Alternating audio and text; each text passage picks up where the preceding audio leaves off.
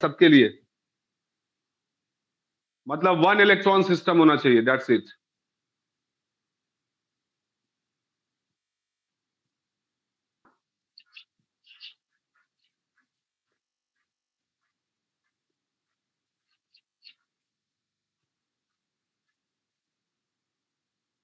और क्या क्या कैलकुलेट कर सकते हैं, तो एक और चीज है magnetic field.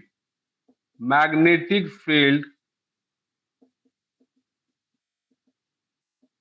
at the site of at the site of nucleus due to electron, due two electron. ये देखिए भाई, मैग्नेटिक फील्ड भी देखो, आपको पता है कि कोई चार्ज अगर रोटेट कर रहा है बेटा, वो जस्ट लाइक करंट है, और उसकी वजह से भी मैग्नेटिक फील्ड होगा, है ना, सेंटर पे। और याद करो, एक सर्कुलर वायर की वजह से उसके सेंटर पे मैग्नेटिक फील्ड का क्या फॉर्मूला है, सबको पता होगा, म्यू नॉट आई बाय 2r, है ना, म्यू नॉट आई बाय 2r। तो बताइए भाई, मैग्नेटिक फील्ड अगर बोला जाए सेंटर पे इलेक्ट्रॉन के मोशन की वजह से, तो कितना आ जाएगा, mu naught I by 2r। R की जगह एन पुट कर दो, आर एन। अब बताओ, आपको पता आई की वैल्यू कितनी, करंट कितना होगा भाई इलेक्ट्रॉन के मोशन की वजह से, आपको पता है करंट हो जाएगा E by T, T is time period, divided by कितना आ गया, 2 RN। ठीक है, तो बी देखो कितना आ गया यहाँ से, mu naught E by 2 × 1/T/RN। ठीक है, अब बता भाई, टाइम पीरियड जो है, टाइम पीरियड डायरेक्टली प्रोपोर्शनल था बेटा किसके, याद करो, अभी जस्ट आया था, टाइम पीरियड किसके प्रोपोर्शनल था, अभी जस्ट आया था, टाइम पीरियड किसके प्रोपोर्शनल आया था, बोलिए, n³/z² क्या आया था कि नहीं, हाँ n³ के, तो टाइम पीरियड डायरेक्टली प्रोपोर्शनल था n³ के, और रेडियस बेटा n², रेडियस n², तो बताओ यहां से क्या बन गया, तो b जो है वो मैं क्या लिख सकता हूँ, b is equal to μ0e/2। ठीक है, और बताओ 1/t को लिख सकता हूँ ना, T0 into n³ bye z², और रेडियस आपको पता है r0 इंटू कितना, n²/z। ठीक है, तो बताइए मैग्नेटिक फील्ड देख सकते हो, T0 का मतलब हुआ हाइड्रोजन का फर्स्ट ऑर्बिट में टाइम पीरियड, r0 का मतलब क्या हुआ, रेडियस ऑफ हाइड्रोजन एटम, मतलब 0.529 angstrom. Okay, this is your r0। तो r0 के टर्म में अगर लिख दें, तो b बेटा डायरेक्टली प्रोपोर्शनल आ रहा है किसके, बताओ, नीचे में n⁵ आ जाएगा, ऊपर में z³ आ जाएगा, तो z³/n⁵, है ना। तो याद रखिए, मैग्नेटिक फील्ड जो है वो डायरेक्टली प्रोपोर्शनल आ रहा है z³/n⁵।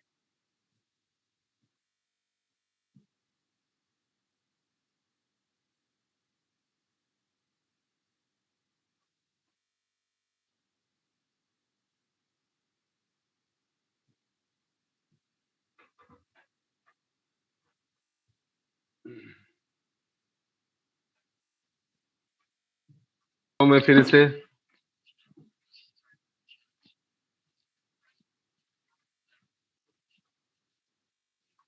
अब बता भाई, what will be the binding energy, binding energy क्या होगा,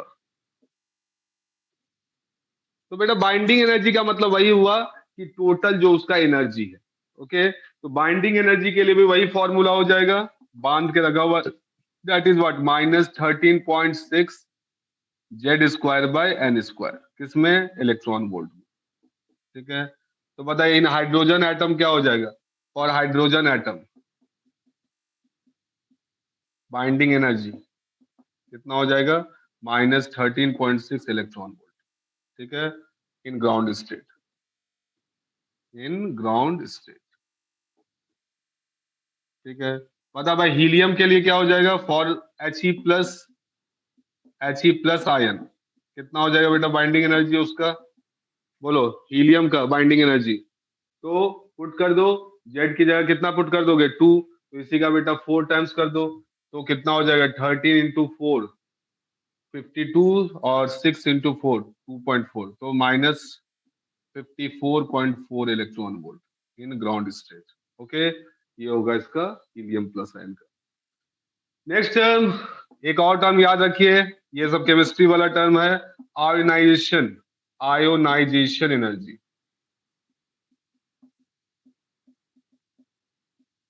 बता भाई आयोनाइजेशन एनर्जी का मतलब क्या होगा, सबको पता है। आयोनाइजेशन एनर्जी का मतलब क्या हुआ कि मैं कितना एनर्जी दे दूं, मैं कितना एनर्जी दे दूं ताकि वो क्या हो जाए, बाहर निकल जाए। ठीक है, मतलब बॉन्डिंग तोड़ तोड़ दे। तो बताओ भाई आयोनाइजेशन एनर्जी कितना हो जाएगा। बेटा आपको पता है कि nth ऑर्बिट में है तो इतना एनर्जी है। ओके, तो बताइए आयोनाइजेशन एनर्जी क्या हो जाएगा, इसी का माइनस साइन, मतलब 13.6 Z square by N square. ठीक है, तो इसका मतलब क्या हुआ, energy required, energy required to remove the electron, remove the electron. ठीक है, तो इतना हो जाएगा, किसमें ये होगा, इलेक्ट्रॉन वोल्ट में।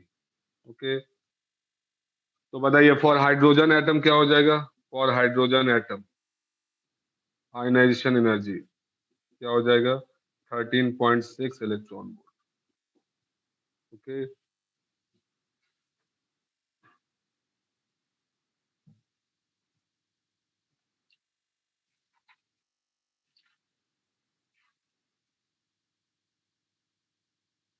इसमें प्लस होगा ना।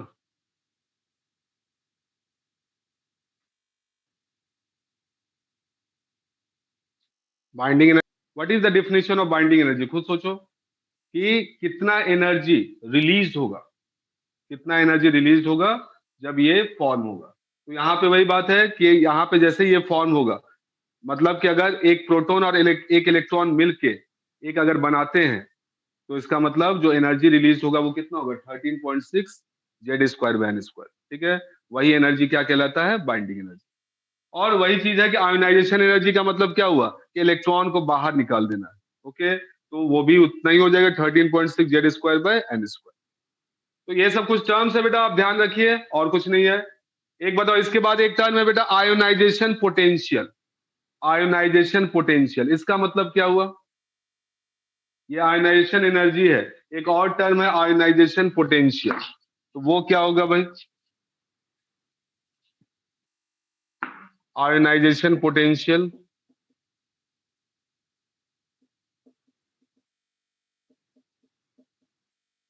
पोटेंशियल ये क्या है भाई, तो this is just ionisation potential का मतलब हुआ बेटा आयनाइजेशन एनर्जी पर इलेक्ट्रॉन। ठीक है, मतलब आयनाइजेशन एनर्जी को ही किससे डिवाइड कर दो, इलेक्ट्रॉन से। ठीक है, तो 1.6 से डिवाइड कर दीजिए, तो ये आपका कितना बन जाएगा भाई, ये खुद इलेक्ट्रॉन वोल्ट में है, तो बताइए कितना हो जाएगा, 13.6 Z square by N square, और ये किस में होगा, वोल्ट में। ठीक है, पोटेंशियल तो वोल्ट में होगा, तो ये आपका इतना हो गया 13.6 Z square by N square volt. तो ये आपका है आयनाइजेशन पोटेंशियल। ओके,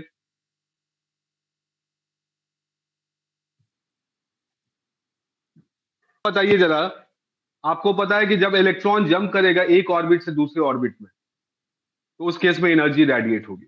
अगर लोअर से हायर में जा रहा है तो एनर्जी एब्जॉर्ब होगी, और अगर हायर से लोअर में आ रही है तो एनर्जी रेडिएट होगी। ठीक है, तो what will be the wavelength, बताइए वेवलेंथ क्या हो जाएगा, wavelength of radiation emitted, emitted due to de excitation, due to de excitation, de excitation of electron. ठीक है, ये भाई क्या होगा देखो, तो बता भाई जैसे इलेक्ट्रॉन मान ले कि mth ऑर्बिट से जंप करके, इलेक्ट्रॉन यहां से जंप करके यहां पे आ रहा है nth ऑर्बिट में। ठीक है, तो भाई ये जब जंप होगा तो उस केस में एनर्जी रेडिएट होगी। इसकी वेवलेंथ हमें बेटा निकालना है, इसके हमें क्या निकालना है, वेवलेंथ। तो बताइए भाई क्या करोगे, आपको पता है कि एज जो भी इन दोनों के बीच का एनर्जी गैप होगा, मतलब E M minus E N, वो किसके बराबर होगा, that is equal to H C by lambda. वो किसके बराबर होगा, एच सी बाई लैम्डा। ठीक है, बस यही करना है। अब बताओ इसकी वैल्यू कितनी होती है, EM क्या लिख दोगे, -13.6 Z square by M square, और यहाँ पे minus minus plus 13.6 Z square by N square.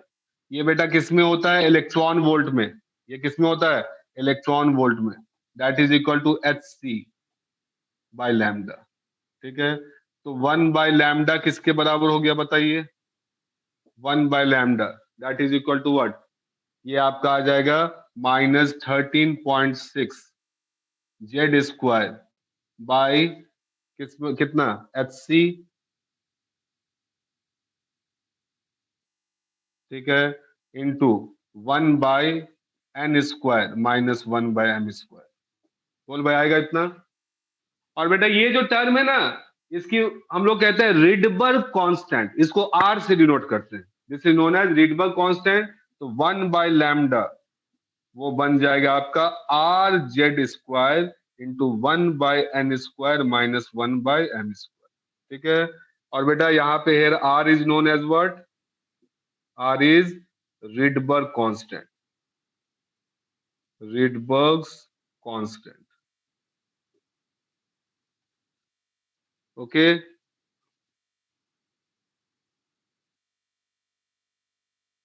नहीं बेटा 13.6 जेड स्क्वायर कॉमन ले लो ना, माइनस नहीं होगा यहाँ पे, सॉरी ये माइनस नहीं होगा, रिडबर्ग्स कांस्टेंट। ओके, इसकी वैल्यू जो है आप सबको पता ही होगा कितना होता है भाई इसका वैल्यू, रिडबर्ग कांस्टेंट का बता जरा।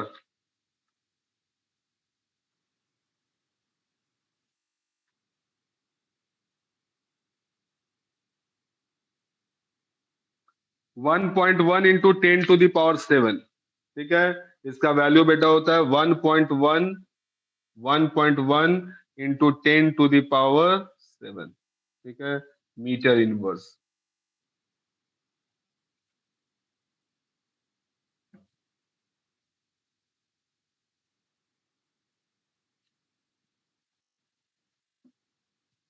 अब इसी बेसिस पे हाइड्रोजन स्पेक्ट्रम को एक्सप्लेन किया गया। ठीक है, तो जब देखा गया कि हाइड्रोजन स्पेक्ट्रम को जब स्टडी किया गया तो उसमें देखा गया कि बहुत ही मतलब डिस्क्रीट लाइंस है, ऐसा नहीं कि कंटिन्यूअस स्पेक्ट्रम है। जैसे ये बताओ, जैसे हमारा नॉर्मल लाइट का जो स्पेक्ट्रम होता है, आपको याद होगा कि व्हाइट लाइट को अगर बेटा पास करते हैं तो उस केस में क्या होता है, एक स्मूथ स्पेक्ट्रम रहता है, सारे अल्ट्रा वायलेट भी, विजिबल भी, इंफ्रारेड भी, सारे वेवलेंथ उसमें प्रेजेंट हो। ओके, लेकिन हाइड्रोजन स्पेक्ट्रम जो है उसमें देखा गया कि भाई इसमें तो कुछ लाइट, बहुत सारे लाइट्स मिसिंग है, बहुत सारे वेवलेंथ है ही नहीं, कुछ पर्टिकुलर वेवलेंथ ही है। तो उसके बेसिस पे उसको स्टडी किया गया। और आपको भाई पता होगा कि हाइड्रोजन स्पेक्ट्रम की अगर मैं बात करूं, हाइड्रोजन स्पेक्ट्रम, ठीक है, तो मतलब वही है कि जैसे यहाँ के पर मान लो कि एक हाइड्रोजन का आपके पास बेटा सैंपल है, इसमें बेटा हाइड्रोजन एटम है, आपके हाइड्रोजन गैस है। ठीक है, हाइड्रोजन गैस है, इसको बेटा मैं हीटर से हीट करके इसे एक्साइट कर रहा हूँ, तो यहाँ से जो है जो रेडिएशन निकला होगा, ठीक है, इसका एक स्पेक्ट्रम बेटा तैयार किया गया। तो देखा गया कि कुछ लाइंस जो है वो आ रही हैं, सारे लाइंस नहीं है इसमें। ठीक है, कुछ डिस्क्रीट लाइंस है, तो इसको स्टडी किया गया। तो यहाँ पे जो है सिंपल सा यही वाला कंसेप्ट जो अभी आपने देखा, लाइक एज एटॉमिक स्ट्रक्चर, बिल्कुल। तो इस स्पेक्ट्रम में बेटा देखा गया, तो यहाँ पे देखा गया कि कुछ लाइंस जो मिसिंग है, जो आया उसके अकॉर्डिंग तुम खुद बता सकते हो कौन कौन सा वेवलेंथ बेटा निकला होगा, यहाँ से बताओ, यहाँ से जो वेवलेंथ सब निकले होंगे, तो इसके लिए सीधे यूज कर लो 1/λ इज इक्वल टू क्या हो जाएगा, आर जेड तो बेटा 1 पुट कर दोगे, हाइड्रोजन है, ठीक है, इंटू क्या आ जाएगा 1/n square minus 1/m square. Okay, तो यहां से जब कैलकुलेट किया गया तो बताइए, अब इसमें जो लाइंस आए बेटा, इसमें एक लाइन था लाइमन, एक था बामर, एक पाश्चन, एक ब्रैकेट और फंड। ठीक है, ये लाइंस का नाम दिया गया। ये कब, जब इलेक्ट्रॉन जंप करके किस में आ रहा है, हाइयर से कहां पे आ रहा है, फर्स्ट वाले में। ठीक है, डी एक्साइट होके किस में आ रहा है, फर्स्ट वाले में। बामर कब, जब डी एक्साइट होके कहां पे आ रहा है, सेकंड वाले पे। ये कब, थर्ड वाले पे। ये फोर्थ और ये फिफ्थ। ठीक है, ये बेटा आपका लाई करता है, यूवी रीजन में। ये किस रीजन में लाई करता है? यूवी। ये बेटा आपका विजिबल, ये सिर्फ विजिबल है, ये विजिबल रीजन। ठीक है, ये आपका इंफ्रारेड, इंफ्रारेड, और ये दोनों फार इंफ्रारेड, फार इंफ्रारेड। ठीक है, तो देख भाई, 1/λ is equal to R into, इसका यूज करके आप निकाल सकते हो। बताइए फॉर लाइमन सीरीज क्या लिखोगे? फॉर लाइमन सीरीज, बताइए लाइमन सीरीज के लिए क्या हो जाएगा? एन की वैल्यू 1 और एम जो है वो 2 3 से लेके इंफिनिटी तक कुछ भी हो सकता है ना? अब बताइए भाई, लाइमन के लिए मिनिमम वेवलेंथ क्या होगा और मैक्सिमम वेवलेंथ क्या होगा? बताइए, मिनिमम और इसका रेंज अगर निकाले तो बताइए, 1/λ मिनिमम। बेटा मिनिमम वेवलेंथ का मतलब क्या हुआ? Maximum energy. मिनिमम वेवलेंथ का मतलब मैक्सिमम एनर्जी। तो बताओ मैक्सिमम एनर्जी वाला कब होगा? जब वो कहां से जंप करके आया होगा? सबसे इनफाइनाइट ऑर्बिट, वहां से जंप करके एन इज इक्वल टू 1। तो बताइए इसके लिए क्या हो जाएगा? आर इंटू 1/1 का स्क्वायर माइनस 1/इंफिनिटी का स्क्वायर। तो बता 1/इंफिनिटी तो भैया 0 हो जाएगा, ये आपका आर आ गया। ठीक है, तो लैम्डा मिनिमम किसके बराबर होगा? Lambda minimum is equal to 1/r। ठीक है, और बताओ भाई लैम्डा मैक्सिमम क्या हो जाएगा? 1/λ मैक्स, लैम्डा मैक्स, मैक्सिमम की अगर बात की जाए तो बेटा मैक्सिमम वेवलेंथ का मतलब मिनिमम एनर्जी। तो बताओ मिनिमम एनर्जी वाला कब होगा? जब सेकेंड से फर्स्ट पे जंप किया होगा, है ना? तो बताओ 1/λ मैक्स क्या लिख दोगे? आर इंटू 1 - 1/4, एन की जगह 2 पुट कर दो, एम की जगह।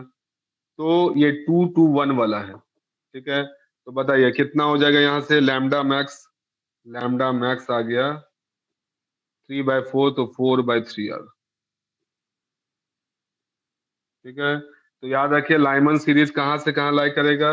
1/r से 4/3r। ठीक है, लाइमन की।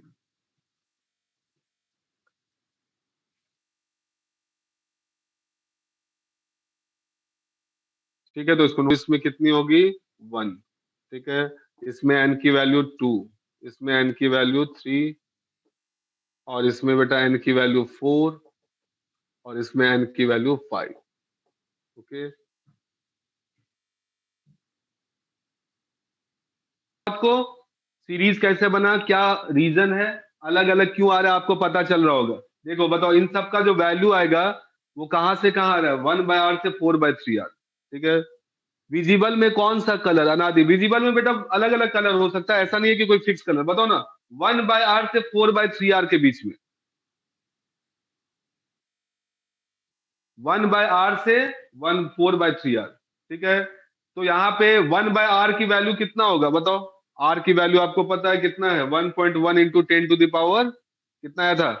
तो पुट करो तो इसमें अलग अलग होगा, ऐसा नहीं कि कोई फिक्स कलर। ब्लू भी होगा, विबग्योर होगा, सही बात है, सारा कलर होगा।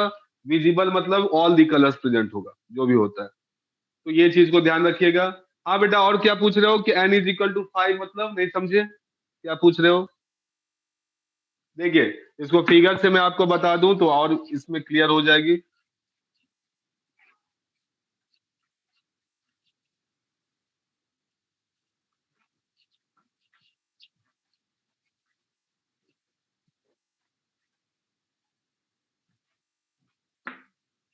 देखो भाई, तो ये आपका है n इज इक्वल टू 1, ये है बेटा n इज इक्वल टू 2, ये है आपका n इज इक्वल टू 3, ये है आपका n is equal to 4।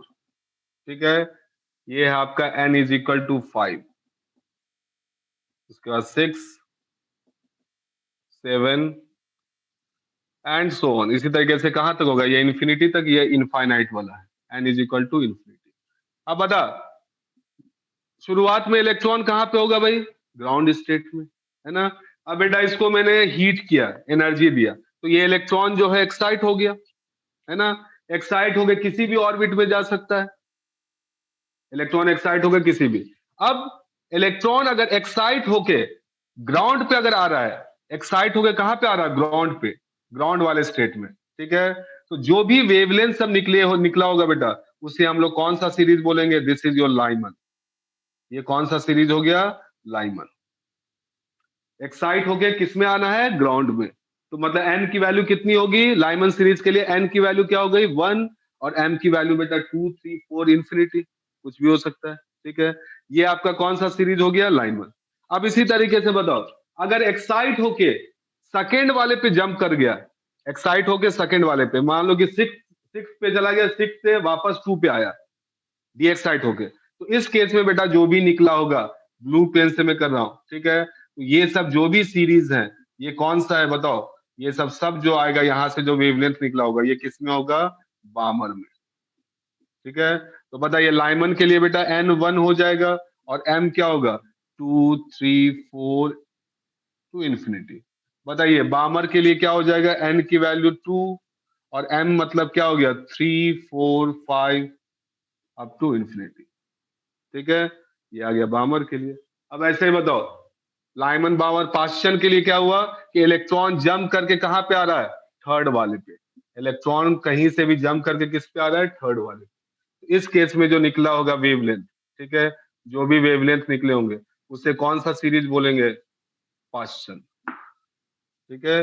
This is your Paschen.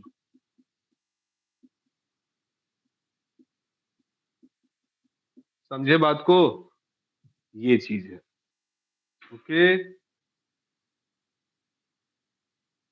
बेटा वेवलेंथ मैक्सिमम, वेवलेंथ मैक्सिमम का मतलब क्या हुआ, एनर्जी मिनिमम।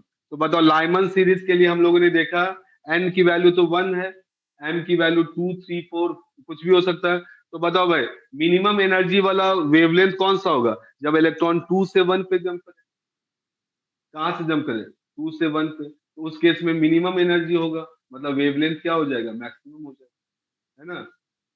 तो जस्ट ऊपर वाले से जंप किया, तो उस केस में बेटा सबसे कम होगा।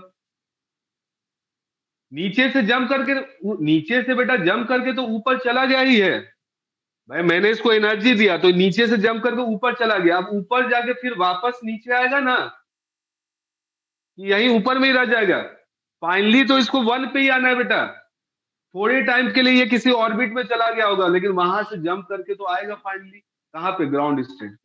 तो बेटा डायरेक्टली नहीं आता है ग्राउंड स्टेट पे, हो सकता है डायरेक्टली भी आ जाए। हमारे पास हाइड्रोजन का सैंपल है, बहुत सारे एटम है हाइड्रोजन के, तो किसी एटम में इलेक्ट्रॉन जो है हाइयर ऑर्बिट से जंप करके डायरेक्टली फर्स्ट पे आ गया होगा, किसी एटम में हाइयर से जंप करके सेकेंड पे आया होगा, फिर फर्स्ट पे आया होगा। तो बताओ वहां पर जो निकला होगा, बामर सीरीज भी बना होगा, और लाइमन लाइमन भी बना होगा। लाइमन तो सब में होगा, सारे एटम का स्पेक्ट्रम में, ठीक है। अब बताओ किसी एटम में, मान लो कि मैंने 1 मोल, मेरे पास क्या है बेटा, 1 मोल ऑफ हाइड्रोजन एटम है। मैंने एक गैस का सैंपल ले लिया, और इसमें बेटा 1 मोल है, 1 मोल हाइड्रोजन है, ठीक है, 1 मोल हाइड्रोजन है। तो बताओ कितने हाइड्रोजन एटम हो गए, 6.02 इंटू 10⁻23। अब बेटा इसको मैं हीट कर रहा हूँ, गर्म कर रहा हूँ इसे हीटर से। तो बताओ इसके इलेक्ट्रॉन सब एक्साइट हो रहे होंगे, ठीक है। किसी का इलेक्ट्रॉन चला गया होगा सिक्स वाले पे, किसी में चला गया होगा इलेक्ट्रॉन 9th वाले में, किसी में इलेक्ट्रॉन चला गया होगा कि एकदम जस्ट बाहर निकलने ही वाला होगा, है ना। अब जो है वापस फिर वो डी एक्साइट होके तो ग्राउंड स्टेट पे ही आएगा, है ना। तो बेटा ग्राउंड स्टेट पे डायरेक्टली भी आ सकता है, और स्टेप बाय स्टेप भी आ सकता है, ठीक है। तो वही जब देखा गया एक्सपेरिमेंट के थ्रू, तो यहाँ से जो वेवलेंथ बेटा निकला, तो उसमें जो है डिस्क्रीट वैल्यूज, सारे वैल्यूज नहीं थे, डिस्क्रीट वैल्यूज थे। तो उसके अकॉर्डिंग जो देखा गया कि ये सब सीरीज का नाम दे दिया गया, एक का लाइमन, ये सब सब साइंटिस्ट का नाम है बेटा। जिसने ये सीरीज का ढूंढा उसे लाइमन बोला गया, जिसने ये ढूंढा उसे बामर बोला गया, ठीक है। तो इस तरीके से जो है इसका नाम दे दिया गया। तो ये चीज को आपको ध्यान रखना है। क्लियर हुआ पॉइंट ये, चलिए इस फिगर को बना लोगे। बामर सीरीज का रेंज क्या होगा, और बामर सीरीज, बामर सीरीज के लिए बेटा रेंज देखते हैं, ठीक है। तो बामर सीरीज के लिए क्या होगा, एन की वैल्यू 2, और एम की वैल्यू 3, 4, ये सब पुट कर सकते हैं। तो बताइए इसके लिए मिनिमम वेवलेंथ क्या होगी, मिनिमम वेवलेंथ, तो बताओ मिनिमम वेवलेंथ का मतलब फिर से वही बात, मैक्सिमम एनर्जी है ना। मतलब इलेक्ट्रॉन कहाँ से जंप करके आया होगा, इनफाइनाइट वाले से, ठीक है। तो बताइए 1/λ मिनिमम क्या होगा, 1/λ minimum is equal to R into 1/2 का स्क्वायर माइनस 1/∞ का स्क्वायर। तो बताइए कितना आ जाएगा, R/4। तो लैम्डा मिनिमम कितना आ गया भाई, lambda minimum is equal to 4/R, ठीक है। अब बताओ 1/λ मैक्सिमम कितना होगा, 1/λ मैक्सिमम क्या हो जाएगा, वेवलेंथ मैक्सिमम, इसका मतलब बेटा एनर्जी मिनिमम, ठीक है। तो इसके मतलब क्या हुआ, कहां से कहां जंप क्या होगा, थर्ड से सेकंड पे, ठीक है। तो R इंटू 1/4 माइनस 1/9, ठीक है। तो बताइए कितना आ जाएगा, 5R/36। तो लैम्डा मैक्स कितना आ गया बताओ, लैम्डा मैक्स 36/5R, ठीक है। तो कहाँ कहाँ से लाया गया, तो ये आपका आ गया बामर के लिए, कहाँ से कहाँ, 4/R से वेवलेंथ लाई करेगा 36/5R, ठीक है। ये है आपका इसका बामर का, क्लियर है। इसी तरीके से बताओ भाई, फॉर पाश्चन निकाल लोगे, पाश्चन सीरीज के लिए, पाश्चन सीरीज क्या हो जाएगा भाई, n की वैल्यू 3, m की वैल्यू बेटा 4 5 6 टू इंफिनिटी, है ना। सबके लिए ऐसा ही बस। तो क्या लिखोगे बताओ, 1/λ मिनिमम इसका क्या हो जाएगा, 1/λ मिनिमम क्या हो जाएगा, R इंटू 1/3 का स्क्वायर माइनस 1/∞ का स्क्वायर। तो कितना आ गया बताइए, R/9। तो लैम्डा मिनिमम कितना हो गया, 9/R। और बताओ मैक्सिमम के लिए क्या होगा, 1/λ मैक्स क्या हो जाएगा, मैक्सिमम के लिए R इंटू 1/3 का स्क्वायर माइनस 1/4 का स्क्वायर, है ना, होगा। तो बता भाई 1/λ मैक्स कितना आ गया भाई, बोलो भाई, R इंटू 1/9 माइनस 1/16। बता भाई कितना आ जाएगा लैम्डा मैक्स। तो लैम्डा मैक्स आपका आ गया 16 इंटू 9 बेटा कितना हो जाएगा, 144/7R, ठीक है। तो इसका रेंज कहाँ से कहाँ हो गया, 9/R से 144/7R, ठीक है। तो ये चीज को ध्यान रखिए।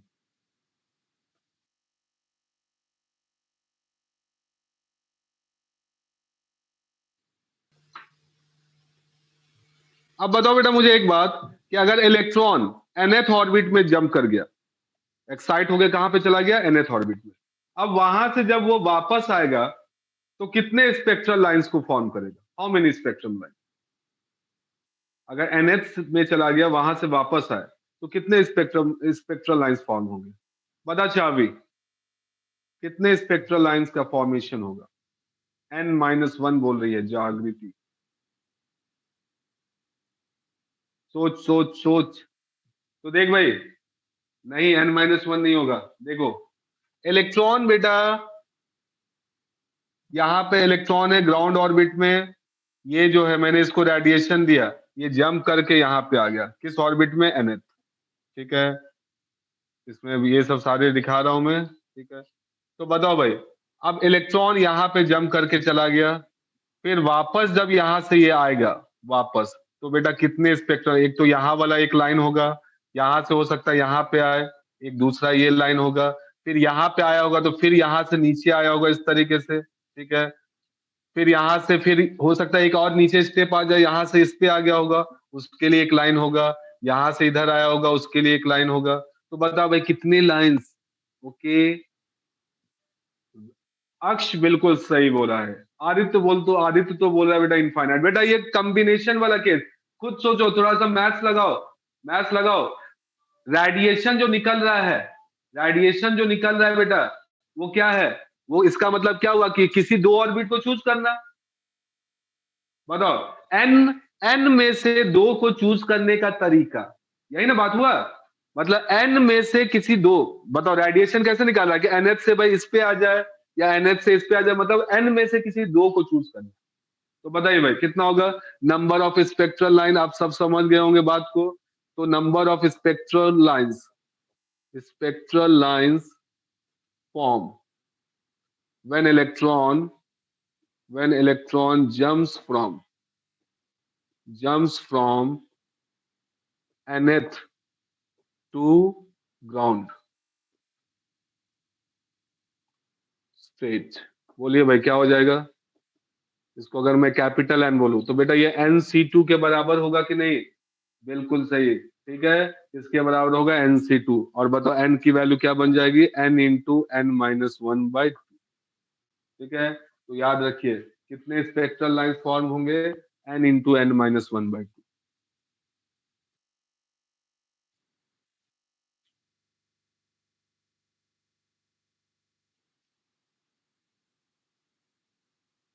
अगर NH से MH पे जंप किया तब उस केस में कितना? जैसे यहाँ पे NH से ग्राउंड पे जंप किया तब इतने स्पेक्ट्रल लाइन फॉर्म हुए। अब आपसे पूछ देगा क्वेश्चन में, बताओ NH ऑर्बिट से, बोलेगा कि 7 से सेकंड पर जंप किया है, 7 से सेकंड पर जंप करने में कितने स्पेक्ट्रल लाइंस का फॉर्मेशन होगा? बोलिए क्या होगा उस केस में? तो नंबर ऑफ स्पेक्ट्रल लाइंस,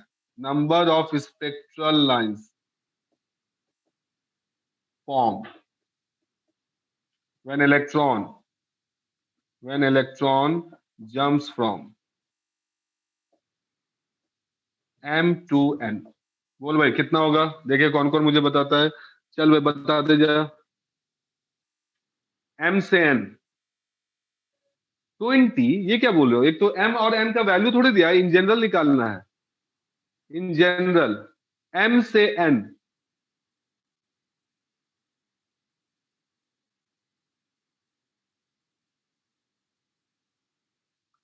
तो बताओ भाई m से n पे जंप कर रहा है बेटा, तो कितने उसमें आ गए? कितने नंबर्स हो गए m से n? तो नंबर्स जो हो गए वो m−n+1 हुआ। m−n+1 इतने हुए लेवल्स, उसमें से दो। m से n पे जंप किया तो टोटल जो लेवल्स बनेंगे वो कितने बनेंगे? m−n+1। बोलो बनेगा कि नहीं? ठीक है, तो बताइए ये बन गया तो कितना बन जाएगा बेटा? ये बताइए, m−n+1 इंटू m−n/2, ये आएगा। और देखो इसी में पुट कर दीजिए आप, n की जगह 1 पुट कर दो, n की जगह 1 पुट कर दोगे तो बताओ यही चीज आ जाएगा कि नहीं? ओके। आयुष क्या हुआ बेटा? अरे कुछ नहीं है, बता। मैं अब तुमसे बोलूं कि ये है, मान ले कि ये है तुम्हारा n = 2 और ये है m = 5। ठीक है, तो बता भाई कितने लेवल्स बनेंगे? बोल तो आयुष जरा। m−n लेवल्स बोलोगे। इलेक्ट्रॉन यहाँ पे बेटा, और यहां से इसको सेकंड पे आना है, तो कितने लेवल्स बने बताओ? 4 बने कि नहीं? 1 2 3 4, 4 लेवल्स हैं। ठीक है, तो बताओ 4 लेवल है, इसका मतलब क्या हुआ? आप क्या बोलिएगा? m−n+1 करोगे ना? बताओ 5-2 नहीं ना करोगे, m−n नहीं ना करोगे? कितने लेवल्स बने बताओ? 5-2 कितना आ रहा है? 3। 3 में से एक और जोड़ोगे ना तो टोटल नंबर ऑफ लेवल्स। तो इलेक्ट्रॉन बेटा यहाँ पर ऐसे आया होगा, यहाँ पर आया होगा, यहाँ से यहाँ गया होगा, ये वाला फिर ऐसे आया होगा, फिर यहाँ से यहाँ गया होगा, ये वाला भी ऐसे आया होगा। तो सारे स्पेक्ट्रम लाइंस को जोड़ोगे तो कितने आएंगे आपके पास? मतलब हमारे पास ये जो लेवल्स है इसके बीच में वो कितने हैं? m−n+1, इतने लेवल्स है। How many levels you have? m−n+1। ठीक है, उसमें से कितने चूज करने हैं? 2, है ना? तो फिर वही कर दो, m−n+1 × 2। ओके, तो ये बेटा आपको ध्यान में रखना है। तो बता भाई, अगर इलेक्ट्रॉन 6th ऑर्बिट पे जंप कर गया भाई, और 6 से जब वो आएगा ग्राउंड स्टेट पे, तो कितने स्पेक्ट्रल लाइंस फॉर्म होंगे? चलो भाई लिख के बताओ जरा मुझे।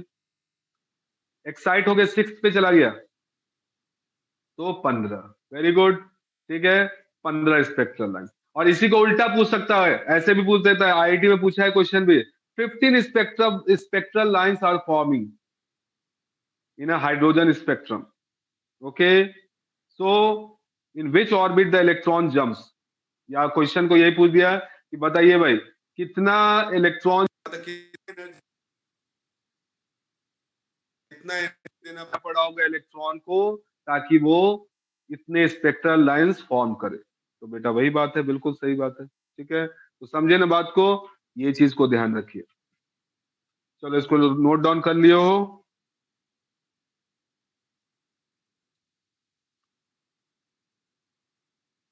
चलिए नोट डाउन निकालो भाई CRQ।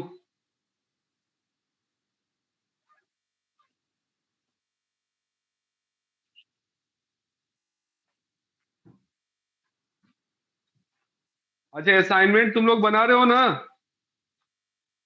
CRQ में जो असाइनमेंट्स हैं बन रहा है? सिद्धार्थ, इशिता, बना रही हो? ओके बनाते रहिए। ओके कहाँ तक बन गया है?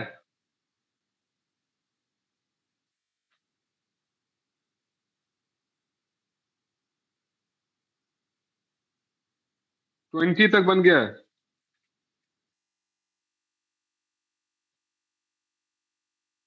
ठीक है चलिए आते हैं अब क्वेश्चन नंबर बेटा 22 पे आओ। क्वेश्चन नंबर 22 पे, ठीक है। देख क्या बोला है, the ground state and first excited state energy of hydrogen atom are -13.6 electron volt and -3.4 electron volt respectively. If the potential energy in ground state is taken to be zero, देखो वही बात बताए थे कि रेफरेंस लेवल पे depend करता है potential energy. तो देख बेटा उसी पे क्वेश्चन पूछ गया। If potential energy in ground state is taken to be zero, तो ग्राउंड स्टेट वाला पोटेंशियल एनर्जी को कितना ले लिया गया है? जीरो, ठीक है। Find a the potential energy of first excited state, total energy of the first excited state, kinetic energy of the first excited state, और डी पूछ रहा है total energy of ground state. चलिए भाई क्या करोगे अब, देखिए। तो बेटा ग्राउंड स्टेट को ही रेफरेंस लेवल मान लिया है, ग्राउंड स्टेट को ही। क्वेश्चन नंबर 22, 22 नंबर क्वेश्चन देखो। तो E1 क्या कर दिया है? जीरो, ठीक है। If potential energy in ground state is taken to be zero, बेटा ग्राउंड स्टेट पे पोटेंशियल एनर्जी मैंने जीरो कर दिया है। तो बताओ ग्राउंड स्टेट का मतलब हुआ N इज इक्वल टू 1। अभी बता, अभी ग्राउंड स्टेट पे कितना पोटेंशियल एनर्जी होता है? बोलिए। जब हमारा रेफरेंस लेवल इंफिनिटी पे है तो बताओ बेटा कितना आता है? -27, 13.6 का डबल 27.2 इलेक्ट्रॉन वोल्ट, ठीक है। काइनेटिक एनर्जी कितना होता है भाई?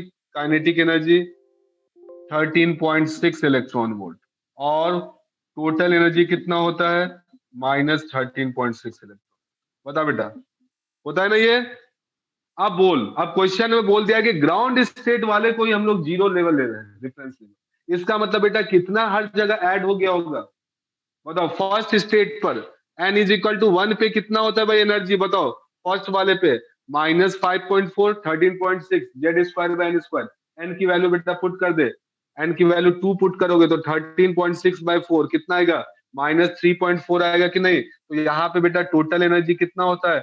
-3.4 इलेक्ट्रॉन वोल्ट, ठीक है। तो इसका मतलब काइनेटिक एनर्जी भी कितना हो जाएगा? 3.4 इलेक्ट्रॉन वोल्ट, ठीक है। और बताओ पोटेंशियल एनर्जी कितना होता है? पोटेंशियल एनर्जी वो हो जाएगा आपका -6.8 इलेक्ट्रॉन वोल्ट। बोल भाई होता है ये? बोलिए भाई, ठीक है। ये है बेटा आपका नॉर्मल केस। अब बोल रहा है कि आप N इज इक्वल टू 1 पे रेफरेंस लेवल एनर्जी, मतलब बेटा मैं कितना एनर्जी इसमें जोड़ दूं? ये अब आपका यहाँ पे पोटेंशियल एनर्जी जीरो हो गया है, पोटेंशियल एनर्जी आपका जीरो हो गया है। इसका मतलब बेटा कितना जुड़ गया है हर जगह? बताओ 27.2 जुड़ गया है कि नहीं? ठीक है। तो बताइए कितना जुड़ गया होगा? पोटेंशियल एनर्जी जीरो करने के लिए कितना हो गया? मतलब मैं 27.2 जोड़ दूं तो पोटेंशियल एनर्जी जीरो हो गया। बताइए भाई काइनेटिक एनर्जी में कोई चेंज आएगा? बोलिए। नो, काइनेटिक एनर्जी अभी भी वही बोलिएगा 13.6 इलेक्ट्रॉन वोल्ट, ठीक है। टोटल एनर्जी बेटा चेंज हो जाएगा। बताओ टोटल एनर्जी क्या होता है? Kinetic energy plus potential energy. तो बताइए भाई ये कितना हो गया यहाँ पे?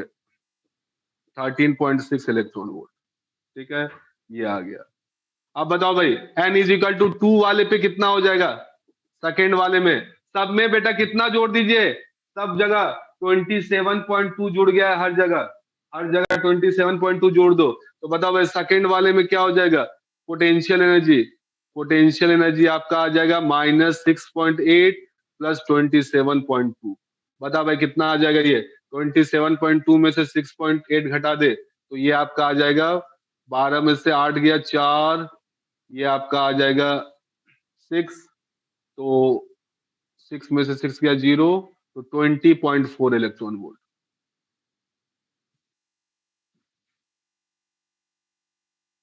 ठीक है, ये हो गया पोटेंशियल एनर्जी। बता बेटा काइनेटिक एनर्जी क्या चेंज होगा? काइनेटिक एनर्जी नहीं, वो अभी भी उतना ही बोलोगे, कितना? 3.4 इलेक्ट्रॉन वोल्ट। ठीक है, ठीक है। और बता बेटा टोटल एनर्जी क्या हो जाएगा? टोटल एनर्जी आपको पता है, kinetic energy plus potential energy, मतलब 20.4 प्लस 3.4। ठीक है, कितना हो गया भाई? 23.8 इलेक्ट्रॉन वोल्ट। बस ये करना है, समझे बात को? तो इस तरीके से रेफरेंस लेवल चेंज अगर कर दे तो आपका एनर्जी जो है, कौन सा एनर्जी चेंज हो जाएगा? टोटल एनर्जी और पोटेंशियल एनर्जी, लेकिन काइनेटिक एनर्जी वही रहेगा जो पहले था।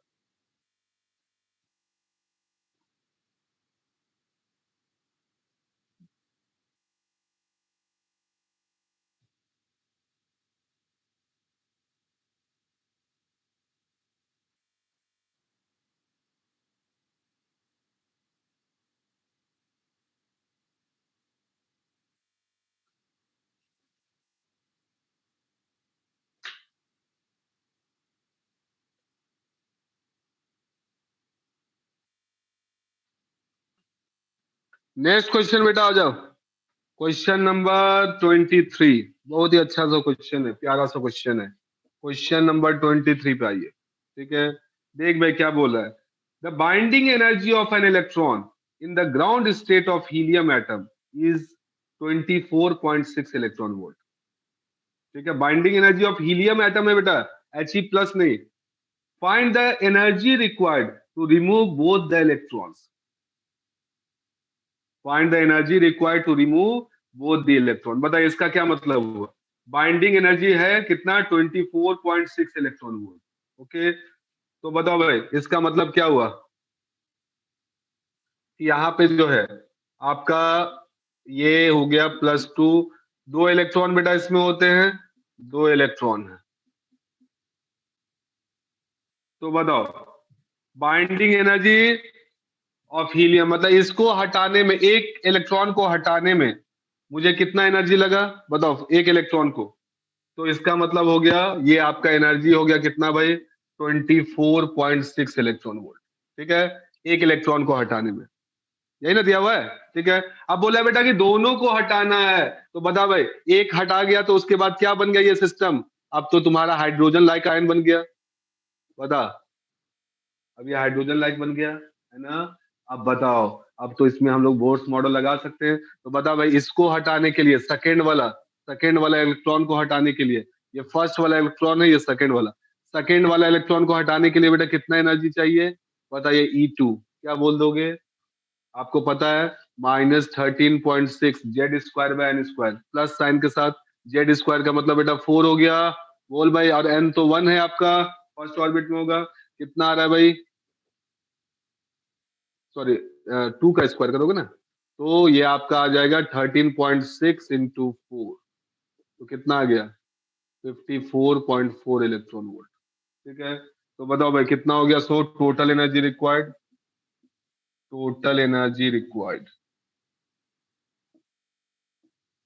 कितना हो जाएगा? बोल दे भाई। 54.4 प्लस 24.6 कितना आ गया? 9 हो जाएगा, 79 इलेक्ट्रॉन वोल्ट। ठीक है, इतना एनर्जी चाहिए। अरे भाई बाइंडिंग एनर्जी में प्लस ही लेते हैं बेटा। बाइंडिंग एनर्जी का मतलब क्या हुआ कि कितना एनर्जी हमें चाहिए, मतलब वही समझो, आयनाइजेशन एनर्जी बोलिए या बाइंडिंग एनर्जी बोलिए, बात एक ही है। ओके, मतलब कितना एनर्जी हमें चाहिए इलेक्ट्रॉन को निकालने के लिए, तो प्लस लोगे ना। ये मैं एनर्जी क्या लिख रहा हूँ, इस सेकेंड और फर्स्ट ऑर्बिट का एनर्जी नहीं लिख रहा हूँ, ये एनर्जी का मतलब हुआ एनर्जी मुझे जो चाहिए इस इलेक्ट्रॉन को बाहर निकालने में। ओके, ये लिखा गया है।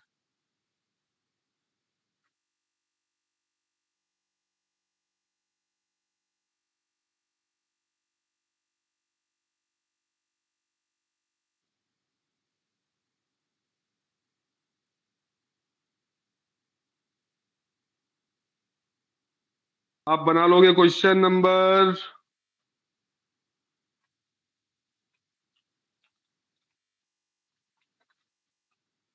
हाँ बेटा, असाइनमेंट J5 का ए बी बना के लाओगे, असाइनमेंट J5 का ए बी।